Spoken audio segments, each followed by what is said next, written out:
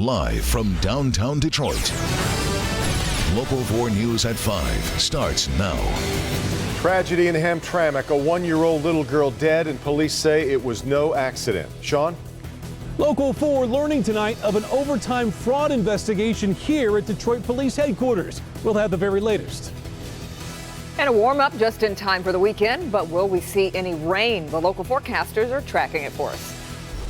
But let's start with this developing story in the race for the White House about 11 days before Americans head to the polls. And now the Democratic nominee for president back again involved in an FBI investigation. Glad you're with us today at 5. Is this the October bombshell people have been bracing for? It once again involves Hillary Clinton and email. A few hours ago, FBI Director James Comey sent this letter. Take a look at it here. It was sent to Republican committee chair stating that his agency is reviewing new emails related to newly discovered emails. It goes on to say there is no timeline as to how long this investigation may take, and that's a crucial point with the election so close. Edward Lawrence is in Washington tonight with the latest. Ed? This letter to members of Congress from FBI Director James Comey puts Hillary Clinton's email controversy back in the spotlight. Comey writes he agrees that the FBI should take appropriate investigative steps because the FBI learned of the existence of emails that may contain classified information. NBC News has learned the emails were discovered during a separate investigation into Anthony Weiner and his estranged wife, Huma Abedin, who's Clinton's closest aide. Republicans were outraged that Clinton wasn't charged by the FBI in their first review of her private email server. Today in New Hampshire, Donald Trump says a miscarriage of justice is about to be corrected. Hillary Clinton's corruption is on a scale we have never seen before. Clinton's campaign chairman released a statement calling for the FBI director to immediately provide the full details of what he is now examining. Clinton at a rally in Iowa did not mention the revelation by the FBI director. Instead, she focused her message on getting out the vote. More women voting, more young people voting, more people of color voting. A new Quinnipiac University poll has Clinton surging in the past month to a tie with Trump in Iowa. Federal filings show Clinton outraising and outspending Trump. Today, the Republican nominee announced he wired $10 million to his campaign. This as his running mate, Governor Mike Pence, got on a new plane to Pennsylvania after his aircraft slid off the runway in New York last night. Governor, how you feeling today? Just great. Looking forward to being back on the trail. But tonight, the focus is on Hillary Clinton and what the FBI discovers in its renewed investigation. There is no timetable as to when the FBI will be done with their review. Governor Mike Pence and other Republicans say that the American people deserve to know what the emails say before Election Day. In Washington, Edward Lawrence, Local 4. All right, Ed, we'll continue to follow this story as new developments occur both on the air and online at clickondetroit.com. Now to new information. We're learning into a story we broke at 11:35 this morning on our Click on Detroit app. A 16-month-old little girl killed in Hamtramck, and 2 people are in custody connected to this horrible, horrible crime. And since this story broke, we've learned devastating new details throughout the day. Let's bring in Jason Colthorpe live in Hamtramck, and these charges have just come down. Jason.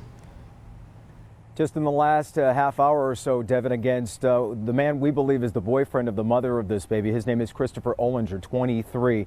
The mother is Asia Markham. She's 27. And that baby who died in all of this, Amina Markham. And being out here today, we've learned that neighbors talking about just a tragic scene that unfolded here Tuesday at this home and ended up spilling out onto the grass here, where when police arrived, they say they saw the baby lying in the grass and police trying to save her life. The call came in Tuesday morning at 11:30 for a 16-month-old baby girl unresponsive at this home in the upstairs unit on Commerce. At that moment, I woke up and I saw like a lady screaming, and she was screaming like crazy.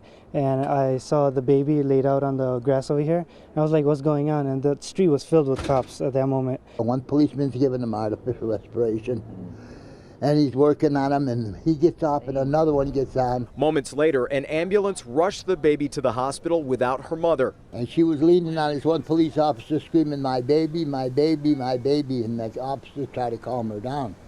But she was carrying on something terrible. A neighbor shot this video of the mother leaving with police officers.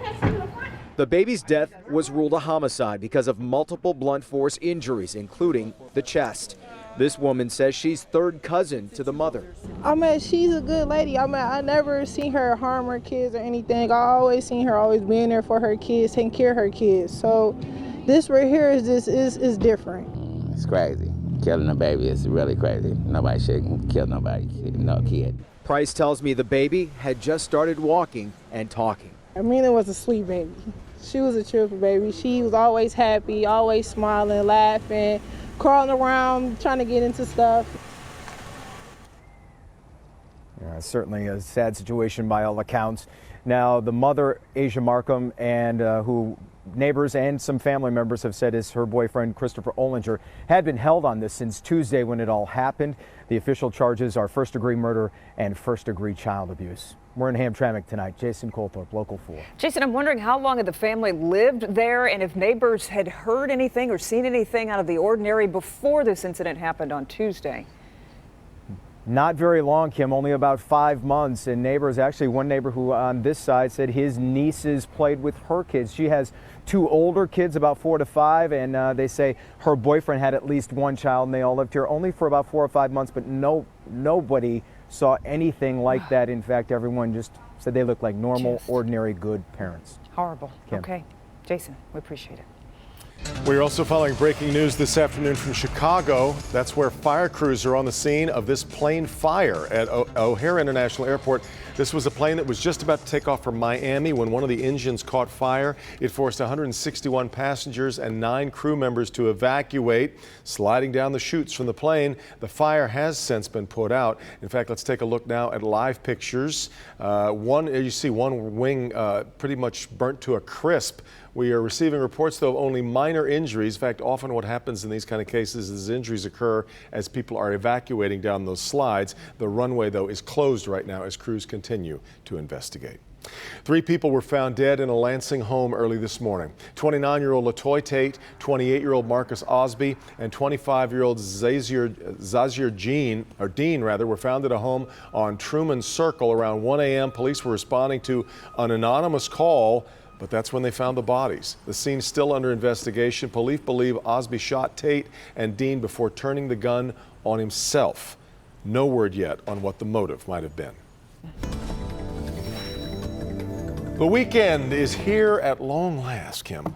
From the looks of it, I think it's pretty nice. It's been a long week. Yeah. Andrew's in for Ben tonight. Big game tomorrow in East Lansing. Andrew, I'm surprised you're not wearing your maize and blue today. But that's reserved for tomorrow. I see. Tomorrow afternoon. But it's the Hardy Go Blue out there. I see. Good to have both of you there with me in spirit. Out there right now, we are looking at beautiful conditions. Hey, we've got milder conditions than yesterday. Temperatures well into the 50s. Average high this time of year is 57. We're going to get closer to that, believe it or not. Later on tonight, we've got 52 right now at City Airport, a chillier 48 in Port Huron. But with these winds the south or south-southeast or south-southwest in our north zone, we're looking at temperatures maybe going down a notch, but then going up once again during the overnight hours. That's how much warm air is going to surge in here and how fast it will. For now, we've got 55 in Ann Arbor and 55 over in Adrian. If you got Friday night lights and Friday night football, temperatures stay in the 50s, mostly cloudy and breezy with those milder conditions. We're talking about a warm up for tomorrow, and we'll talk about Michigan State in just a few minutes. All right, Andrew. General Motors and DTE Energy are partnering up today to show off a new array of solar power. This is pretty nice. It was unveiled today outside GM's Warren transmission plant. The new 2,862 array panel was built by DTE and is now the largest solar array at any GM plant in Michigan. It will generate enough electricity per year to power about 155 homes. All right, it's a big night out at the Palace for the Pistons for a couple of reasons. Exactly. Speculation, of course, still really swirling. It could be the final home opener at the Palace as negotiations go on to move the team downtown to be a part of the new Red Wings arena. Let's get to Bernie, who is in Auburn Hills tonight ahead of the home opener against the Magic tonight. Bernie. Well, Devin, Kimberly, I'm going to give everyone a piece of advice. If you plan to come to this game tonight, you should have left about an hour ago because traffic is horrible on I-75 and on Lapeer Road. So good luck to you. Pistons Magic here, as you said, could be the final home opener for the Pistons at the Palace. We've got highlights of the Pistons as they practiced this morning at the training facility. They open up with a loss in Toronto Wednesday night. Stan Van Gundy said today, improvement is a must. We're one game into the season, and so You got a long way to go, and as much as you need to get a win and want to get a win, it's really even bigger than that. You know, you want to keep improving. You want to get better and better and better and better as this goes on. And so we need to be better than we were the other night. All right, there's Stan Van Gundy. Tip-off 7:30. Much more coming up later in sports. Kids, back to you. All right, Bernie. And of course, as we said, there's a pretty big elephant in the room during tonight's home opener. Everyone waiting on word of a potential move by the Pistons downtown. Coming up at 6 o'clock, Guy Gordon will show us the one thing that experts say right now is making these negotiations take so long. That's at 6. The generosity of Metro Detroiters unparalleled, I think you'd say. And this proves it. And within 18 hours of the story airing, I've already got a new water heater in the house. Pretty good deal. That's a real good deal. I've been very blessed on this. New tonight, the moving gesture that's helping this man get back on his feet after a horrible chain of events. Doc? A viral illness is spreading in kids and teens, and a seasonal chore is sending several adults to the ER. I'm Dr. Frank McGeorge. See what's going around where you live. We're live next on Local 4 here at Detroit Police Headquarters, where there's an internal investigation into overtime fraud. One sergeant already suspended with pay, but is that investigation spreading? We'll have the very latest coming up next. New at 6. All new at 6, a Metro Detroit library dealing with bed bugs. How long this issue has been a problem and what the library is now doing about it. And a man arrested in his Oakland County neighborhood, what he's accused of doing to a child that landed him in jail. And let's keep you updated on what is happening in Chicago. That's where this plane caught fire at O'Hare International Airport as it was just about to take off for Miami. The engine caught fire. It forced 161 passengers and 9 crew members to evacuate the plane. We are receiving some reports of minor injuries, but the fire's out. The runway still shut down as they work to clear the scene. We'll keep an eye on it. An internal investigation is sending shockwaves tonight through the Detroit Police Department. Right now, we do know one well-known sergeant on the force has been suspended over possible bogus overtime claims. Sean Lay following the story for us. Sean, what are you hearing? Devin, we're hearing from sources tonight that people are very surprised by this particular allegation of overtime fraud. Here's why. This sergeant, well-liked, a 20-year vet at least, was placed in a very important job here at police headquarters. In fact, his desk was right outside the chief's office. He'd see the chief and his team just about every day, but the allegations are he was putting in for overtime that he wasn't working. Sources confirming to Local 4 tonight an audit of the Detroit Police 5th Precinct discovered a problem that led right up to and right outside of Chief Craig's office at Department of Public Safety headquarters. A veteran police sergeant from the 5th Precinct was so well thought of that the sergeant was moved to a key neighborhood policing position inside headquarters, his desk right outside of Chief Craig's office. Now that sergeant has been suspended with pay pending an overtime fraud investigation. Sources say the alleged discovery is disappointing. The sergeant is said to be good at what he does, but what's unclear tonight, just how many overtime hours have been paid out to the sergeant by the city and never worked by the sergeant. Chief Craig has said in the past he has zero tolerance for overtime fraud. Criminal charges have resulted in past cases against officers who said they were working overtime but weren't. Back here live, Chief Craig not commenting on this particular case involving this particular sergeant tonight. Just got off the phone, though, with the department. They say pending the outcome of this internal investigation, they may decide to take the route of sending the case to the prosecutor's office, which could result in criminal charges, or they could decide to further discipline this particular sergeant. Kimberly, Devin, back to you. Sean, I'm hearing it's not necessarily just contained to this one person. This investigation could spread, right? It could spread. There's one other high-ranking officer, or lieutenant in this case, that is under the same investigation for overtime fraud. That one, I'm told, is just getting underway. That particular lieutenant still on the job, has not been suspended. No discipline has taken place in that particular case. All right, Sean.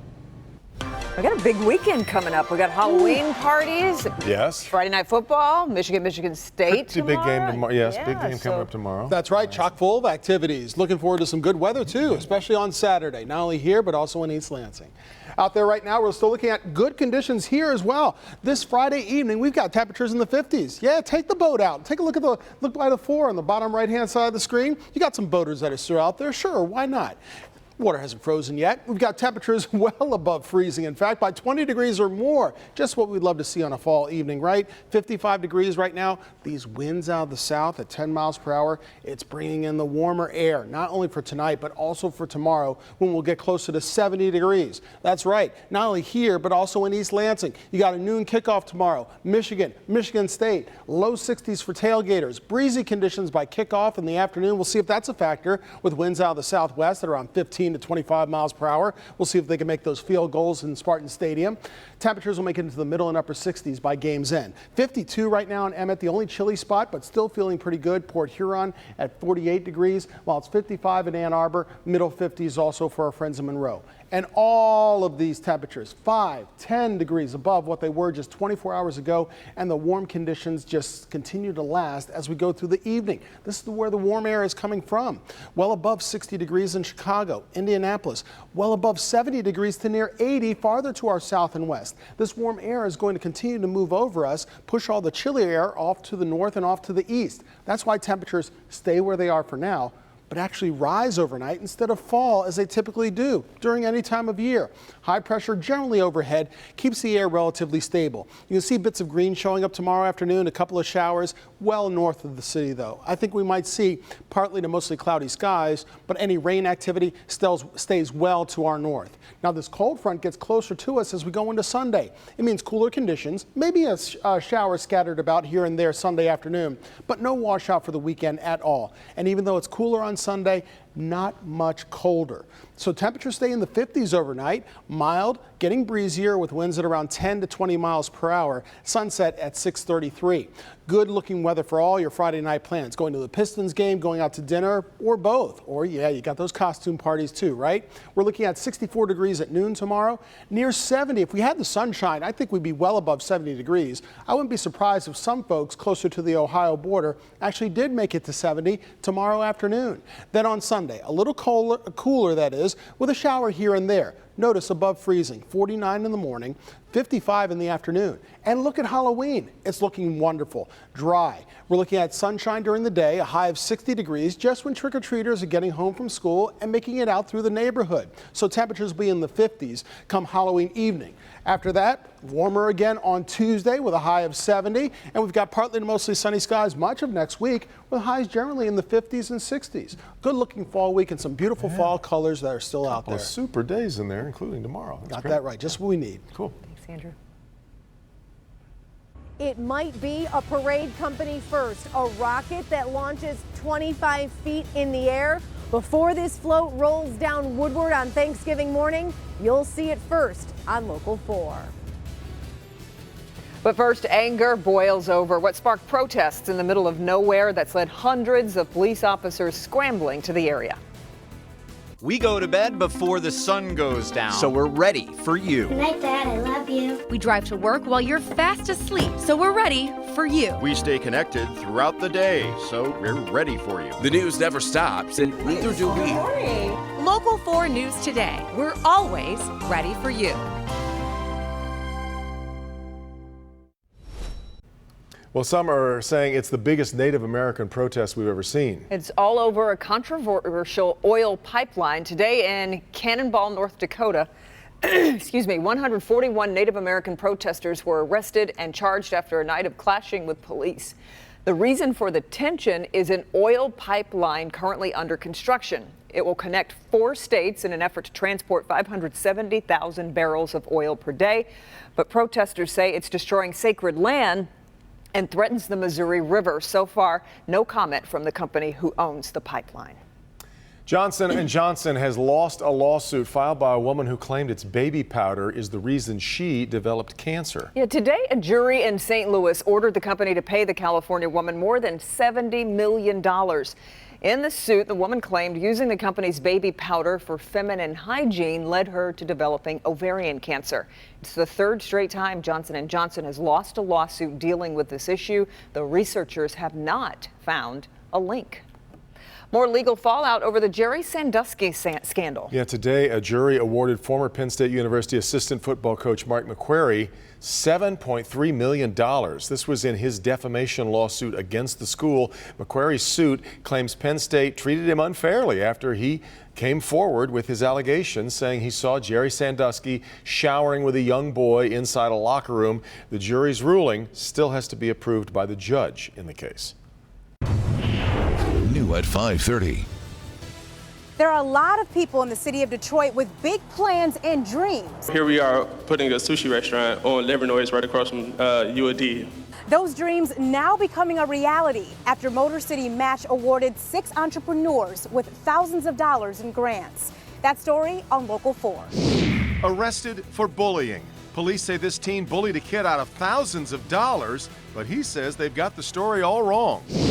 Earlier this week, it was just a complete heinous robbery, a total basement gutted of a guy who was a stroke victim in the hospital. But take a look. It's a plumbing company on premises. We have a good news update coming up. It's dinner time. Live from downtown Detroit. Local 4 News at 5:30 starts now.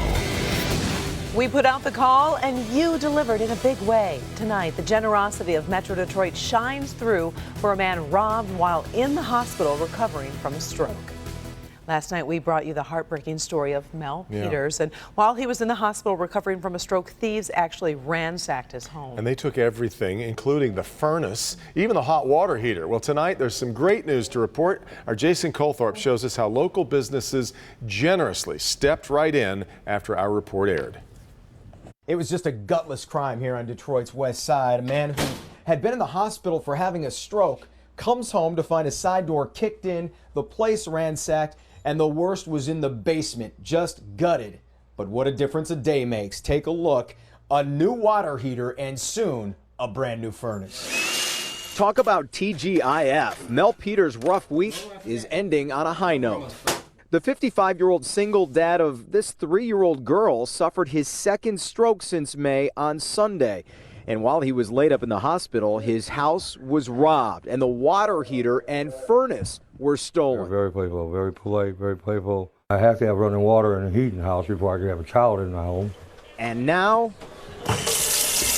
and I can at least bring my baby back home. That's everything. That little girl means the world to me. The fix came immediately. My wife and I were watching the news, and we seen it come across there, and the wife says, "You're putting a water heater in there." And I said, "You're right, we are." I picked up the phone, called the station, they got me in contact with them, and here we are today.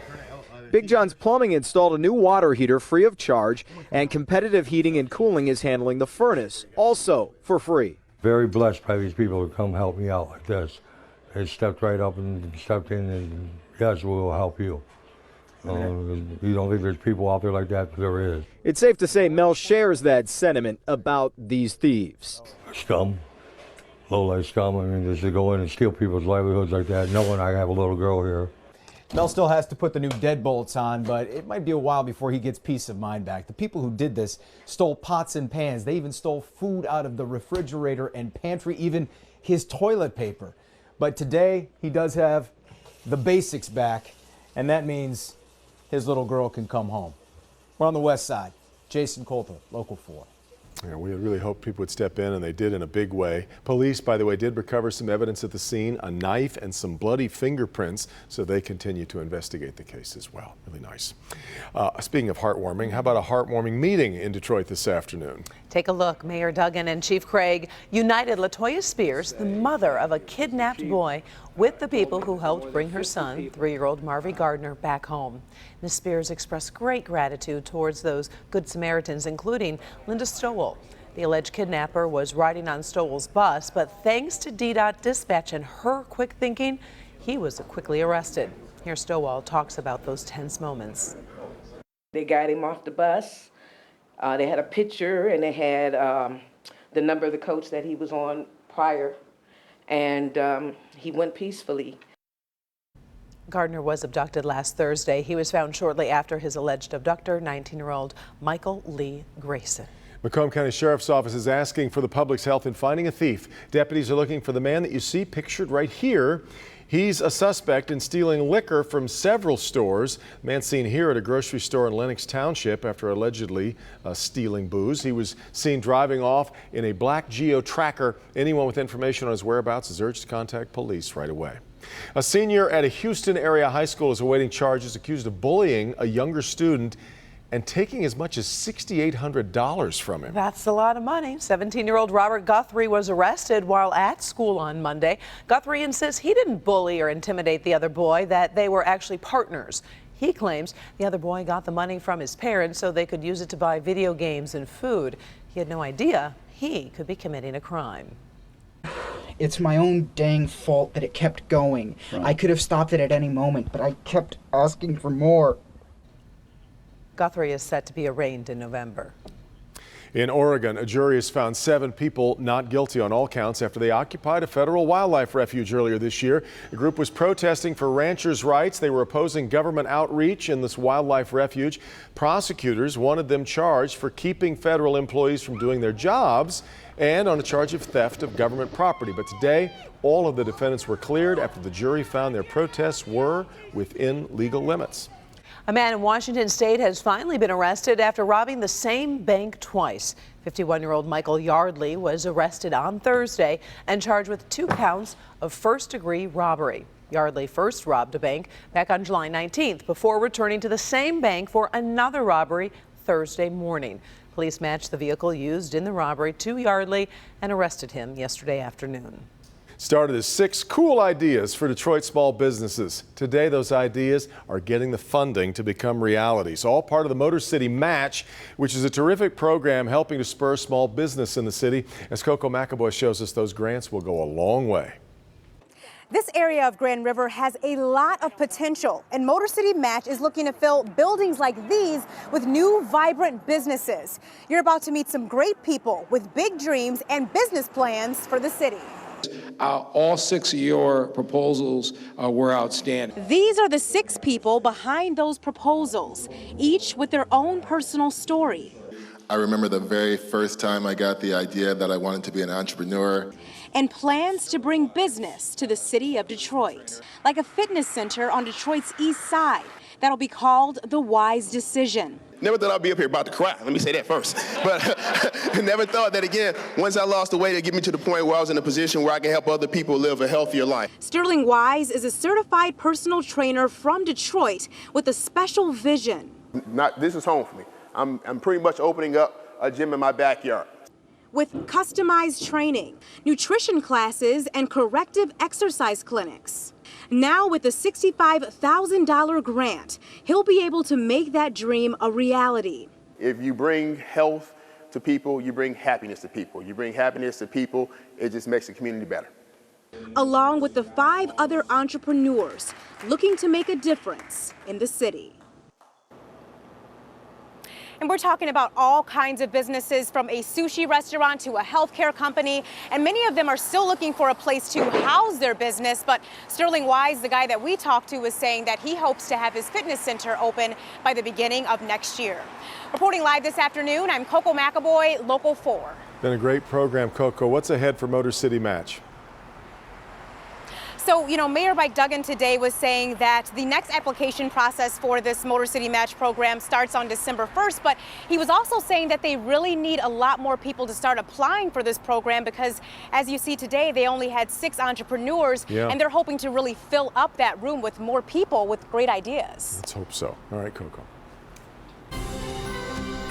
Tonight, we've got your first look at the newest float that will be in this year's America's Thanksgiving Parade. Hard to believe. We are less than 4 weeks away now from one of the city's biggest and best traditions. Our Lauren Podell shows us what Quicken Loans has in store. It's a beaut. What goes 25 feet high is over 100 feet long and will be seen on national TV. The brand new Quicken Loans float for America's Thanksgiving Parade, presented by Art Van. This float is so hot, it's smoking. This is a float that kept the crew at the Parade Company workshop busy since January. The size of the float, the complexity, the animation, having to build it out of steel in many areas. I think we challenged Tony and the group, but we were not surprised that they pulled it off. They always do a great job. Jay Farner, president and chief marketing director of Quicken Loans, knew their parade vision would be worth the wait. Today, it made its Campus Martius debut in front of, you guessed it, Quicken Loans HQ. We are so proud to be part of it. I was talking to many team members who've helped put this float together, and we think this float really represents all that's happening in the city of Detroit, right? All the reinvention of the city that's going on right now, and it also speaks to the possibilities for the future and some of the great things that we're doing at Quicken Loans. The float's title, Detroit, a City of Possibilities. The future of Detroit and focusing in on technology and growth and innovation, we wanted a float that really represented that.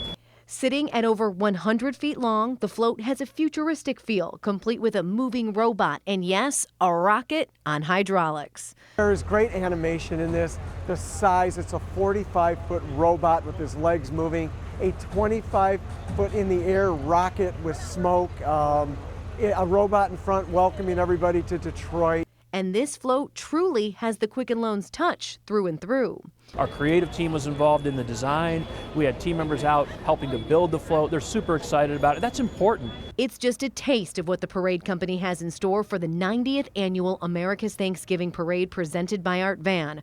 Reporting from Campus Martius, Lauren Podell, Local 4.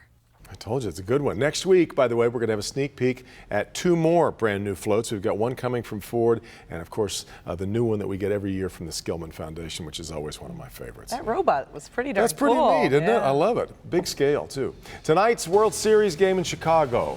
Who will be watching this game, Karen Drew? Oh, I'll be there. Well, I won't be there. I can't afford it. It is one of the most expensive tickets of all time. Why aren't you there? Oh, they are costly, but boy, those sky-high prices are stretching outside the park. Take a look.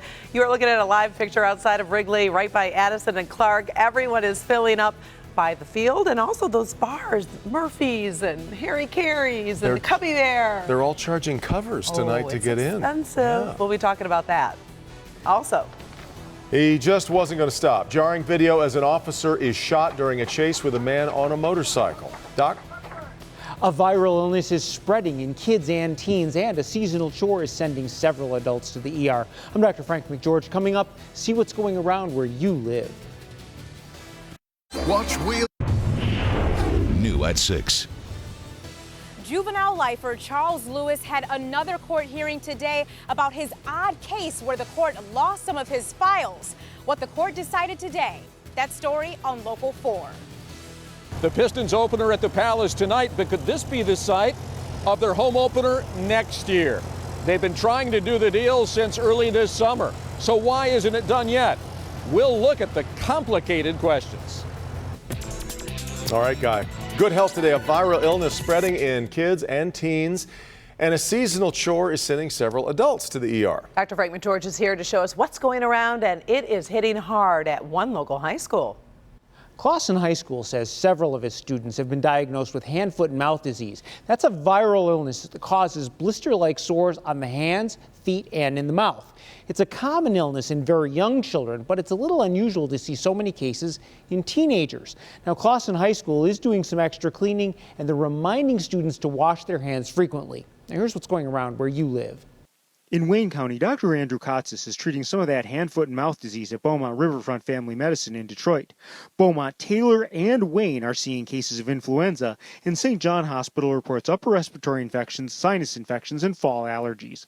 Moving to Oakland County, Beaumont Children's Hospital is treating kids with hand, foot, and mouth disease, croup, and asthma. CVS Minute Clinics in Walled Lake and Milford are seeing cases of influenza A. And Dr. Richard Weiermiller in Rochester Hills reports a lingering cough hitting young and old.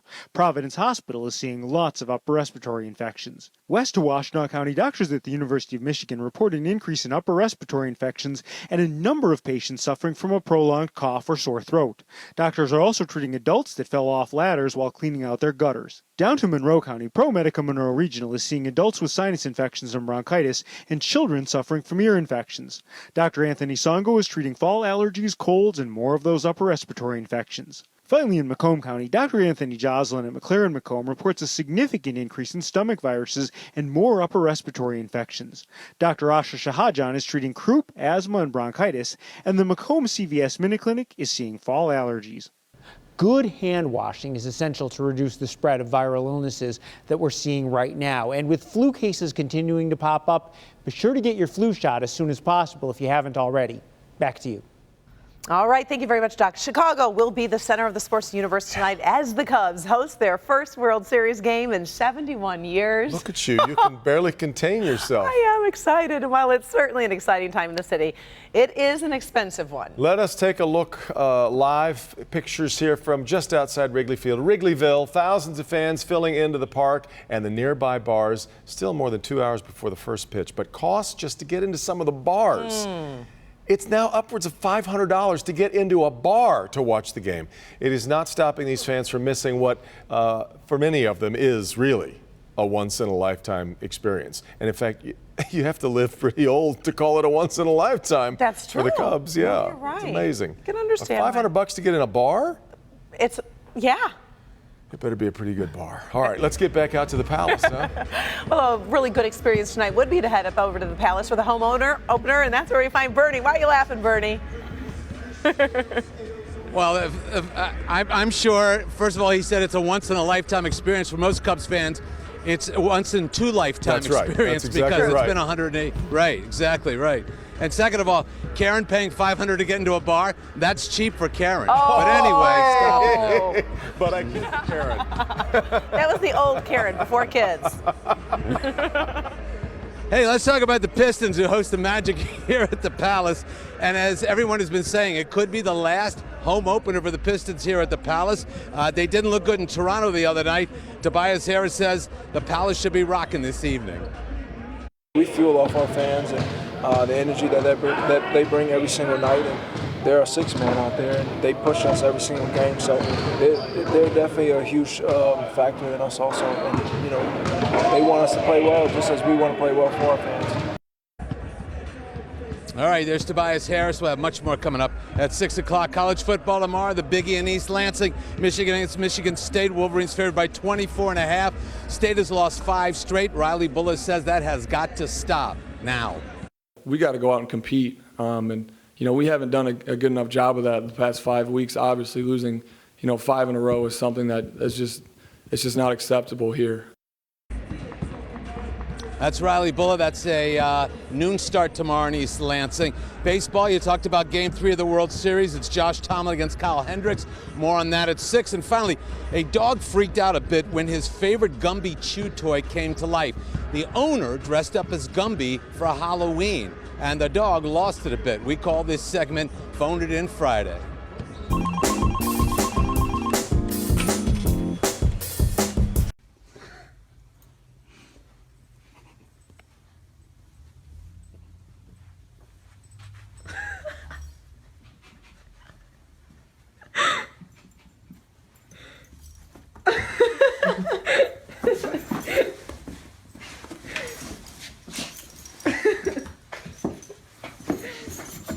Jolene's real.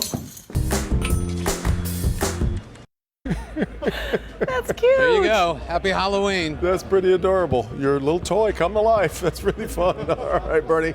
Back with more from the Palace coming up here at 6 o'clock. And for those heading up that way. You could do that with some kids, I think, and they get the same reaction sure. like Bernie just showed with that Yes, video. indeed. Or they'd be really scared. Can go either way.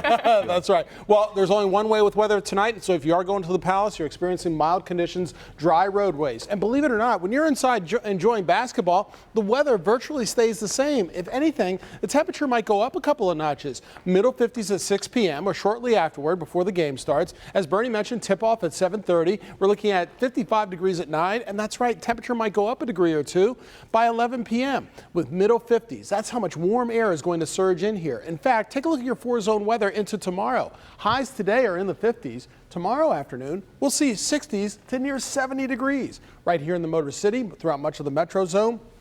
South of Michigan Avenue, same sort of deal, 67 in Belleville, 69 degrees for our friends in Dundee and out toward Adrian. West of 275, Brighton, Howell, Chelsea, around 65 to 66. In our north zone, same thing, middle and upper 60s, temperatures way above normal by around 10 degrees or even slightly more. So tonight, temperatures go pretty much nowhere. Middle and upper 50s by dawn tomorrow.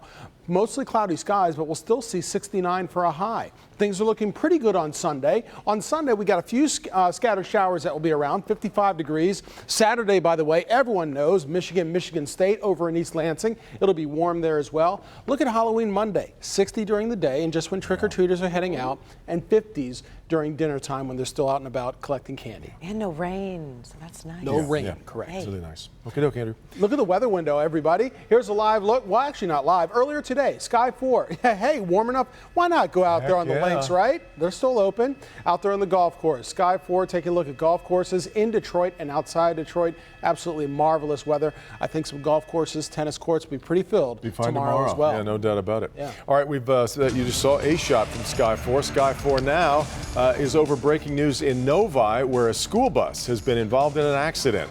This is on 13 Mile near Hagerty. We are not certain yet of what led to the accident, but we have seen at least one person being treated by EMS there on the scene. Not sure if that person is a student or an adult, but we will keep an eye on it. As you can see, it is tying up some traffic there on the afternoon rush. As we learn more, we'll pass it along to you. A big problem as voters in Frankenmuth prepare to head to the polls. New tonight, why one of the top candidates for school board is telling anyone who will listen not to vote for her. Also, a shootout with police as the camera rolls. Next. Jeopardy has.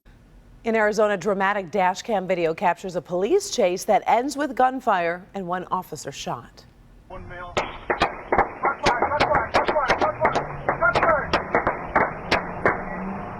Police were trying to pull over this man on a motorbike. The suspect crashes his bike and makes a run for it. As one of the officers chase after him, the officer in the patrol car eventually catches up to the pair just as shots rang out.